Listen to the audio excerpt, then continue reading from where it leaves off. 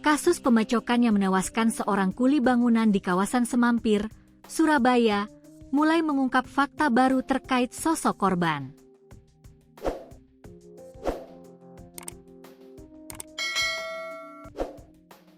Sosok HN, 37, kuli bangunan asal Omben Sampang Jatim yang dibacok oleh komplotan orang tak dikenal di Jalan Wonokusumo Jaya Baru Gang 2, Pegirian, Semampir, Surabaya, pada Rabu, 29 April 2026, pagi.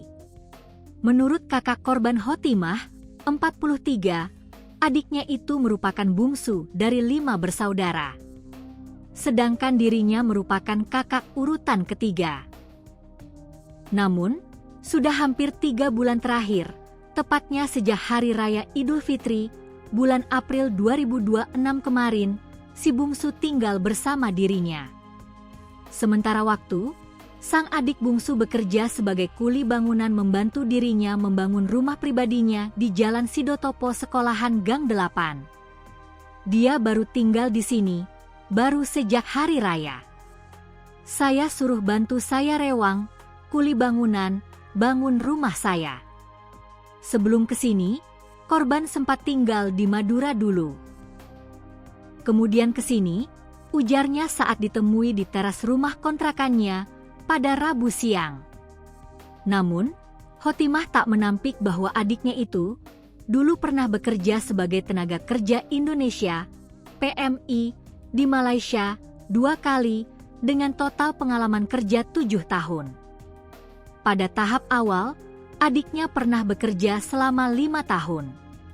Kemudian, kembali pulang ke Sampang.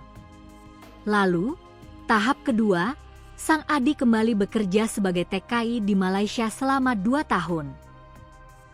Nah, setelah kembali 2 tahun lalu, sang adik pernah bekerja mengikuti sepupunya sebagai pegawai pengepul besi di Kabupaten Sidoarjo.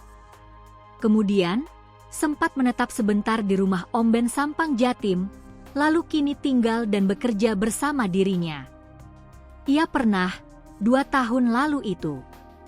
Tapi dulunya pernah 5 tahun pernah merantau ke Malaysia juga, katanya. Kemudian, Hotimah tak menampik jika adiknya pernah berkeluarga.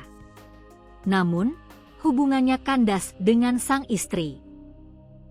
Mereka sudah berpisah sejak 2 tahun lalu. Enggak punya anak. Menikah selesai 2 tahun. Sudah pisah setelah 5 tahun menjalin hubungan pernikahan dengan istri sah, ungkapnya. Mengenai sosok sang adik, Hotimah mengakui adiknya memang dikenal pendiam namun humoris tatkala ngobrol dengan kerabat. Selama tinggal di Surabaya bersama dirinya, sang adik kerap kali menghabiskan waktunya untuk nongkrong bersama para tetangga dan bermain sosmed, TikTok di teras rumah. Pendiam dia. Guyon sama saya biasanya. Orangnya baik, katanya. Selain itu, sang adik juga dikenal rajin beribadah.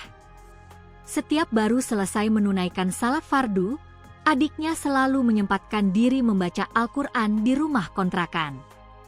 Seingat Hotimah, sang adik kerap membaca Al-Quran seusai salat subuh dan salat maghrib di dalam kamar rumah kontrakan. Biasa ngaji-ngaji habis salat.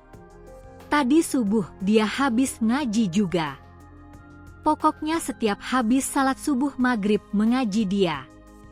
Amin, amin husnul khotimah, ungkapnya. Sehingga, saat ditanyai perihal permasalahan yang melingkupi sang adik, hingga akhirnya menjadi sasaran penganiayaan oleh orang tak dikenal.